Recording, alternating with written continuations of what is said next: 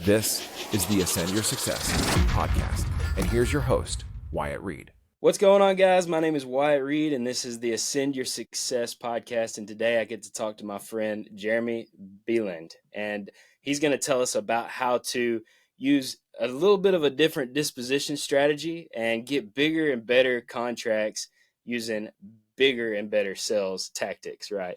So, Jeremy, thank you so much for being on, man. Tell us a little bit about yourself before we get started. Yeah, Wyatt, thank you so much for having me on. Great pleasure to be here today. So I'm Jeremy Beland. I am up in New Hampshire. I work with the great Dan Toback as well down in the Port St. area of Florida, Treasure Coast. I've been running my business up here in New Hampshire, Massachusetts since 2017. I've had a few different markets with some great success over the years, some other markets not with such great success. But what we focus on in our business model is we are experts at acquiring off-market properties direct to the seller and the sales skills that go into that. So we really want to be good at finding distressed sellers, marketing to them, and having the sales skills to be really good at providing value to them and getting these properties locked up at a really low low price. And then we have multiple exit strategies out. Hopefully some of these we're going to share with your audience today. A lot of us, we started out as wholesalers. That's how we started out in 2017. But we've transitioned away from just quote unquote, just wholesaling, which I got nothing wrong with it. But I feel like I have this passion to help teach people that there's two things you can do in this business if you want to acquire properties like this. Is you can learn to get better at getting them at a deeper discount by providing more value and learning the sales goes along with it. But rather than just assigning it out to a cash buyer or a few cash buyers or many cash buyers, there's other ways to exit out of it. And it's not just flipping that you can actually get bigger returns. So the effort's the same, your skill set gets better, and hopefully you get double, triple, quadruple the returns. Dude, heck yeah. I mean, two things that I already got out of this is that, you know, a lot of people say we're marketing companies. Like that's what real estate's all about, is marketing. But I want to say, man, we're a sales company. Like if you can do all the marketing in the world, but if you can't close somebody, you're up the creek without a paddle, right? So, Absolutely. People, we're companies like us, we're getting more savvy every day, right? So we're in a time now where there's probably more competition than ever when it comes to off-market property acquisitions, whether they're looking at it from creative financing like you, or seller financing, cash offers like us, sub to, whatever the case is, right? There's more and more of these people going after the same properties every day. And we all know how to generate leads. Obviously, some marketing channels work better than others, but we can all generate leads. The difference is, how do you separate yourself from everybody else? Is getting really good at talking to people. And the more you can practice and learn and get better at talking to people, the more deals you're going to make and the more money you're going to make. Yeah, absolutely, man. And the other thing too is having multiple exit strategies. Like I see too many people come in and say, I don't want to wholesale because I think that that's sketchy or whatever. They're just, ignorant to the fact of what it actually is. And so I came in and I said, I don't want to wholesale. I want to buy properties. And when I started buying properties, I realized this cash flow is terrible. Like I'm never going to get where I'm going to be here for like 30 more years. I want to get out of my job, not make another job. So I had to learn all the different strategies. So it's very important to have multiple exit strategies and be a well-rounded investor, right? I couldn't agree more with that. And regardless of how you acquire these properties, right, the first thing you want to do is, you mentioned a marketing company, a sales company, right? We want to be generating deal flow. We need to have consistent deals coming into our business every single month, right? And then if you have the skill set to know how to exit out of each one individually, which is best for your needs at the time, then you can do quick cash, wholesaling it, big chunks of cash, wholesale or flips, right? And then obviously the long-term wealth, which is what we all want, which is holding on to these properties. But once you can build this machine where deals are coming through all the time, now you just cherry pick your pipeline and do what's best for yourself and your company. It's awesome. Yeah, absolutely, man. 100%. So, all right, take us back to when you first started. What were you focused on? The strategies, the marketing channels? Like, tell me how you got deals and what you were doing with them versus, fast forward now. What's the difference? What changes have you made that have really, turned your business into a more efficient, scalable business? Dude, I love this question. Great question. And sets me up perfectly. So I'm all excited. Let me take some water right here. about to go on a little bit of a rant. So, listen, I started from humble backgrounds. I started my business at 40 years old. In 2016, I was a divorced dad at 40 years old with 2 kids. I sold my townhouse because I wanted to get in Tom Kroll's Wholesaling Inc. Coaching program. It was like $5,000. I knew I needed some money. I didn't have any money, so I freaking sold my townhouse. I made 17 grand. I paid like $6,000 off the credit card debt. I took $5,000. I joined his program end of 2016. Moved my kids and myself into a crappy little 2-bedroom apartment. I burned the boats. I still had a good full-time job, but I was like, I'm all in. This is everything I got. I got to make this work. Took $6,000. That was my initial marketing spend. That $11,000 went on to teach me how to get my first deal through Thanks for Wholesaling Inc. in 90 days. We did a $5,000 deal. Went on to do 10 deals that year, a whopping $72,000. Right, failed forward completely. His program was great to teach you how to do your first deal, but didn't really teach you how to like repeat the process, how to get really good at talking to people, how to get good on the phones. It was missing all that stuff. It was a very beginner program, and it was awesome. It changed my life. And then I found his brother Todd Toback, and he was more about the sales and the acquisition sides. And a lot of what we do today is really based off of his original sales skills. We've fine-tuned it. We have more experience with it, but he was the guy who really just started how to talk to people. And we found that in our second year. And next thing you know, I went from doing 10 deals to like 25 deals just from learning the sales skills and starting to work on those. And then during that, for those first 2 years, we were just giving it to wholesaling our deals to cash buyers. So we built out a traditional cash buyers list.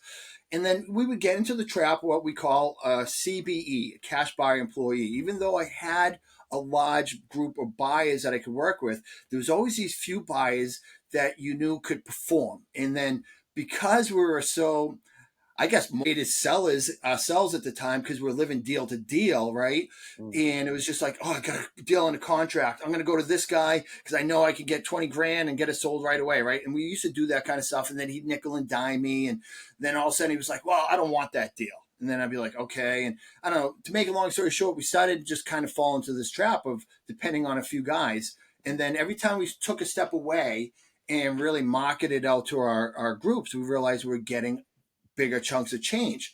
So we started to use the less of the cash buyer process. And then Todd Toback says in one of his trainings or podcasts that I'm listening to at the time, he's like, let's talk about how we can use the MLS. And he taught this little technique of the MLS. And basically what we do is, now this isn't approved in all states. So you have to, I say that if you're listening, you have to check with your local attorney, check with the local real estate commission. We had it all vetted out and it's totally fine. But what we do is we market our properties on the MLS and we get more eyes on the property. And because we do that, once we went away from just our cash buyers list to our MLS and having the same dispo process, which is what we call an inspection walkthrough. So we open up the house for like an hour and we let everybody come in there. It's like a freaking open house. It's a circus. We drive tons of people in there. The more we can drive in there, the more the prices go up. And literally, once we started doing that with just our cash buyers and moving it to the MLS as well, we went from an average of $20,000 assignment per deal to $35,000 per deal overnight. So we almost doubled our revenue and return with the same amount of effort just by this little technique that we learned. And it was a game changer. Ever since then, my limited mindset was blown, right? I just opened up the doors and I was like, wow, now I don't have to be like, unappreciated by all these cash buyers, them nickel and diming me. Like, I'm the one working hard. I'm spending the money on marketing. I'm finding these deals. Nobody else is finding. I deserve more money. And that's what I'm really passionate about, is teaching people now. It's like, dude, don't just give these deals away as a motivated seller. Like, let's find ways to like get as much revenue as we can out of them. MLS is one of those processes. We also love to wholesale. We do a lot of double closes. We actually, we move a lot of really nice houses for good money. So there's a lot of different exit strategies. And now most of our deals are like $40,000, $50,000, $60,000. So I don't have to do this large volume of deals. Right. I can do less deals, make more money, and the lifestyle for me and my team is way, way better. Yeah, I love it, man. I love it. Let's pull it back a little bit just for the newbies that are listening. And when you say wholesale, it means that Jeremy's going to get a property locked up under contract, and market that contract. Let's say he gets it for $100,000. He turns around, throws it out to his buyer's list for $110,000, and he makes that $10,000, which he's saying he's making $25,000 to $30,000 now, which is amazing. I think our average assignment is 15 grand, but I agree with you. Once we started to use the MLS to dispo deals, and when I say dispo, it just means to exit the deal, right? It was a game changer for us. And so I'm interested to see, is it the novation strategy that you're using, or does your contract just say I can market this thing on the MLS? That's right. That's what our contract says. We have them initial it. And obviously some sellers don't want it marketed on the MLS for whatever reason is. And we always respect their wishes. And that's why we continue to work and build out our cash buyers list. So yeah, we do novations and those happen. But they're few and far between. It's not really our business model. We kind of do all exit strategies because we've learned them all over time. But we're really focused on, putting it on the MLS. We phrase it as, hey, we're buying this property and we're immediately marketing to find another buyer. So as soon as we close, we're going to immediately resell it, like immediately to somebody else. And so we have the open house, everybody comes in, and then we just say, why don't we just assign it to you? But what is great about this is we could do this with nice houses too, right? So there's a lot of distressed properties with nice houses that still need to sell at a discount, but there may not be enough meat on the bone for a flipper or buy and hold investor, but these people still need help. They're in a situation where we can provide a solution to their problem and get them out from that house. But for a retail buyer, they're fantastic, right? They may need a little bit of love. They may be a little dated. They may need a good cleaning, but they're move-in ready and they qualify for conventional financing. And what's great about the retail buyers is, dude, they get like a $5,000, $10,000 off the ARV. That is a deal of the century, right? They don't need to buy this property at 70%, minus repairs and all this other stuff because they're not looking to make a profit. They get it below market value. And if they can even get a house below market value in this market, that's a win in itself. So we move nice houses like that all the time. And then what we do, instead of assigning it, because we can't assign to a conventional loan, most banks won't recognize that, and we just double close. We'll use somebody else's money, pay them a couple grand to use their money for a day, and we usually get huge returns out of those deals. Yeah, I love that, man. There's so much to take away from that. Let's dive in a little bit more into the sales process. Are you pitching that cash offer first and seeing if they'll take that, and then if they don't want that, hey, we can come up for this novation price, or is it just that price? We always do the cash pitch, right? That is what we're trying to do, is get everything locked up at a low price, because we may take it down. We take down a lot of properties these days, so we may wholesale it, flip it, etc. So that's really always our approach for us. With the novation situation, and for people who don't understand what a novation is a novation is basically, it's like when we have a sales contract with a seller, a novation is basically a contract that replaces that contract. So basically what we do is we cancel the contract we have with the seller. I know it sounds scary. And we put them into a contract now with the end buyer, not us and the end buyer, but the seller and the end buyer. I know that sounds scary too. But that contract then says, hey, we agreed to a price of $100,000. We're going to connect you with an end buyer at $140,000, and that $40,000 in between is ours, and we'll pay for real estate commissions and closing costs, right? So that's the same way as like what you could do with a double close. It's just a little bit of a different strategy to get there. The cost may be a little bit better because you're not having to pay to borrow somebody else's money, but mostly relatively the same. The thing about novations that are tough is you have to, obviously we're very transparent in what we do. Sellers sometimes have a hard time wrapping their head around how that all works. So what happens for us is sometimes if it is, we tend to do that like, hey, you don't want to work with a realtor. It's not really a number that's going to make anybody excited. We'll throw it on the MLS. This is what we're going to do. And then, if we find a buyer, we either double close on it or do a novation. We have that conversation ahead of time. But those are a handful a year for us. Yeah, absolutely. So that led into what I was going to ask was, I think when we started doing novations, that was the biggest thing and the hardest thing to hurdle over, was having that conversation, being upfront and honest about what we were going to do, and training others. Like, obviously we both coach, so training others how to have that conversation. That was the hardest part about doing the novations. Can you walk us through what that conversation looks like, just for anybody who wants to try this strategy. Yeah, I'm probably not the best person to do this. I wish Dan was here because he's our sales coach. He'd be much better at this. But basically, like, hey, Mr. and Mrs. Seller, I understand you need to get $100,000 on your property. That's really, really tight for a cash buyer. I understand you have a situation. I'm here to help you, right? I can provide you value A, B, and C. I know you need A, B, and C, but maybe the situation is you need 100,000 because that is what your loan payment is, right? This is what your payoff is for your debt.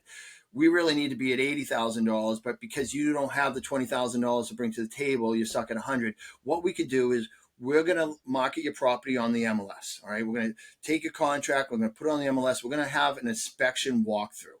And what we're going to do is it's a one-time showing. We're going to open it up for an hour. We'll manage everything. You guys just go out and get some coffee for that hour. We'll text you as soon as it's done. We're going to come in. Hopefully it's going to be a crazy madhouse, right? We're going to get a ton of people in here. You're going to be like, holy smokes, there's going to be cars up and down the street. That's what we're hoping for. And that's it. And then what we're going to do is field offers, and we're going to try to find somebody who's willing to take the property over $100,000. Whatever that gap is over $100,000, we're going to get paid for working this with you. We're going to do our best to get this deal done. And that's just the way it goes. And if they're cool with that, then we'll just go ahead and market our contract, and then we'll see what the offers come in. And if we have to go back, we'll be like, all right, so bad news and good news, Mr. and Mrs. Seller. Bad news is I definitely can't get the deal done at the number I want to buy. But the good news is we have a buyer that's willing to do it. So what I need you to do is I'm going to have you sign this contract. And basically what it's going to do is take our contract is going to be null and void. And I'm going to put you in contract with the end buyer. And now you're still going to get the money that you wanted, which is all that you needed, right? I got you the $100,000. I'm still providing value A, B, and C, but I got a buyer who's willing to take this house. I'm going to put you in contract with them. I'm still going to take out of my proceeds that I'm getting in between. I am going to still pay all your closing costs. I'm still going to pay the real estate commission, so it doesn't cost you anything else. I'm putting all this work and time and effort. Whatever's left is mine. This contract just states that you're going to be in contract with the end buyer. You and I are no longer in contract, but whatever that difference is owed to me, minus any of those expenses, which will come out of my end. How does that sound, Mr. and Mrs. Seller? Do you want to move forward with this? Does that work for you, or probably not? That's great, man. I love it. I love it. So let me ask you this. Are you with the finance buyers, after you market it on the MLS and people want to come through, say they want to do a USDA or FHA, like a finance buy, are you doing the work to get through that inspection, that FHA inspection? Well, we sometimes do. It's rare. A lot of times it's just fine. But yeah, there's been times where we've had to put in some work, like to get like a furnace up and running or something like that. A lot of times we'll just pay concessions if we can. But yeah, that definitely happens. It's a good point. But dude, we make so much money out of it. Even if it costs me another 5 to 10 grand, it's fine. A lot of times what we'll do, like we have a couple houses now. This is something that wholesalers should do, even if they're not taking properties down. You want to make more money right now? Here, I'll tell you. When you get a house that's full of junk and crap, and it's like filled to the gills, before you market it out to the buyers and everybody else, spend the money and clean it. If you know this deal is going to move, clean it, because this is what we've tested over time in our business. When we spend 8 grand to clean out a house, it usually nets us back a 3x return.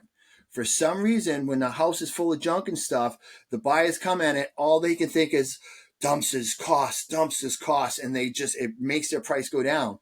But as soon as you clean all that out and they can see everything, that $8,000 will probably make an extra 24. So do that whether you have the property, you own it or not. We are listing a house on the MLS right now. We don't own it, strict MLS wholesale, and we are spending money to clean it out, and we do it all the time. Dude, I love it. I love it.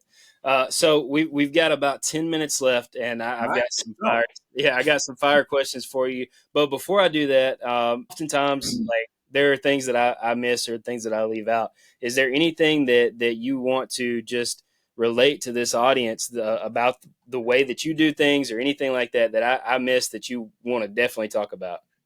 Yeah, I would just say this, like, if you're newbies, just understand that it's going to take some time to get going in this business. It usually takes 3 to 6 months really to get your first deal, a couple deals under your belt. It takes a year to build a solid foundation. If you're really consistent and you have good coaching with like Wyatt under your belt, right? Him teaching you the way, and you're doing the marketing, you're putting in the effort, and you're consistent. It's going to take you a solid year to build the foundation of something great. And then in year two, you're probably going to get a 2 to 3x on whatever you did in year one. But it takes about 3 years to build a solid business, like the one you could quit your job and scale or do whatever you want. Like, so if you can be all in for 3 years, your life will change. Your life will change after a year, but really change after 3 years. And just remember these things, that like you got to invest in coaching, right? People like Wyatt know what they're doing. They're going to expedite your road to success much quicker, much quicker. I promise you. Whatever the money you have to invest into Wyatt's coach is going to make you so much more money. And just from the money you're going to lose by not investing in it, never mind the money he's going to see. Coaches can see our blind spots all the time. Wyatt has a coach. I have a coach. The reason why we've been so successful is because we keep investing in coaching. So always keep learning, keep taking action.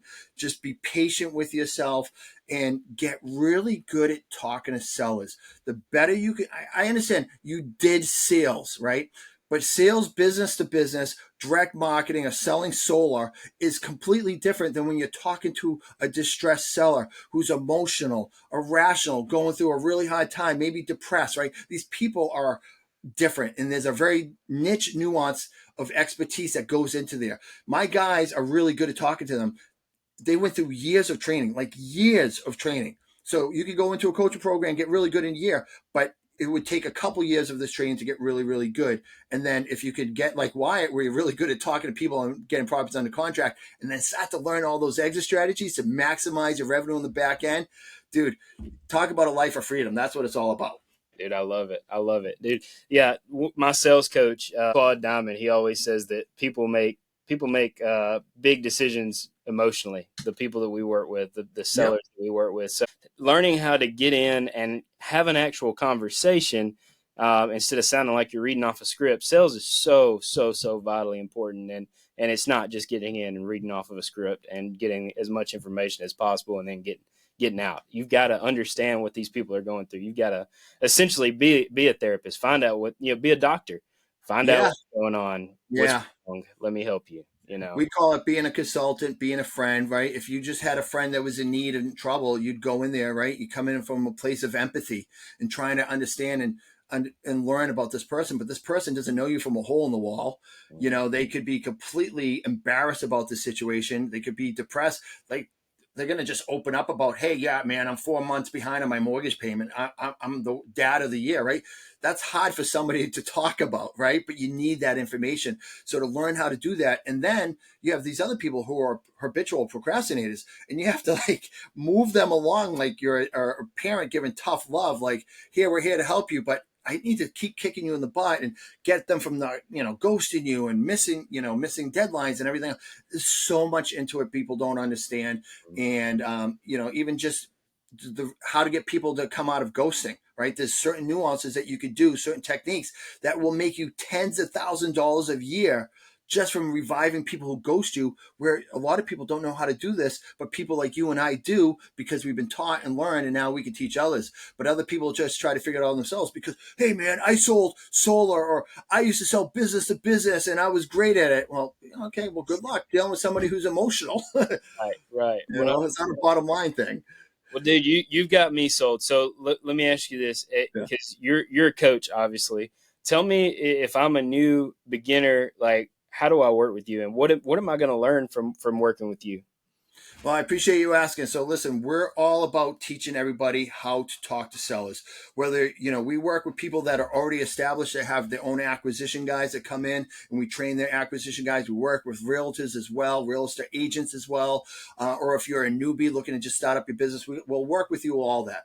What we really want to do is get you really good talking to people. We want to help you get your marketing up and running. And then we want you to get your leads to deals converted, right?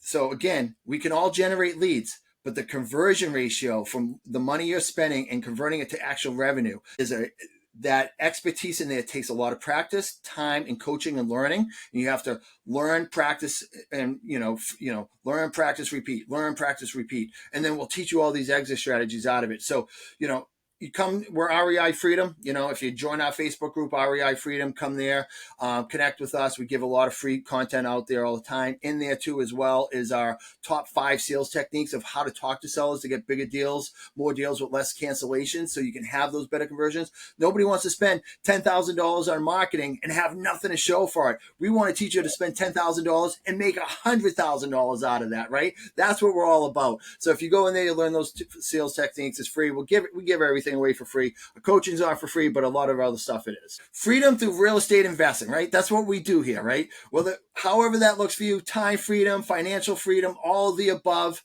Listen, you're working from home. I'm working from home. REI Freedom. That's why we named it that. We love it. I love it, man. Well, just find Jeremy Beland and yeah, there you go. Hunt me down, man. Hunt me down.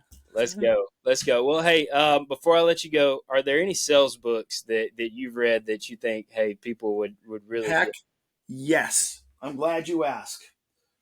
I like that rhino in the background too. Everybody's yeah. This one's Flip the Script. Oren Klaff, one of the best sales books I ever read. It's a game changer in this industry, and obviously, blank of the other one. Never Split the Difference. Never Split the Difference. Thank you. Yes. That was the one. It was out of Minecraft. Those two are tremendous in this industry for what we do. And you shouldn't just read them once. You should read them multiple times every single year. They're great. You need to be labeling people. You need to be mirroring people. And you need to learn how to flip the script. That great books. Highly recommend both of them. Dude, I love it, man. I love it. Well, hey, we're coming up on time, man. I really appreciate you coming on and sharing. It seems like we could probably talk for another 2 hours, but I'd love to. I appreciate it. I'm sure we'll do this again for sure. So thank you so much for coming on, man. I appreciate it. My pleasure. Thank you so much. Yes, sir. Hey, guys, if you heard something that you like, whatever platform that you're listening to this on, like it, share it, download it, do whatever you can on whatever platform it is. We would really appreciate it. And if you want to learn how we do what we do, go to ascendyoursuccess.com, fill out the application, and I'll reach out to you personally, and we'll talk one-on-one and see if we're a good fit for you, if you're a good fit for us. And either way, let's just take some massive imperfect action today. All right. You guys have a great time.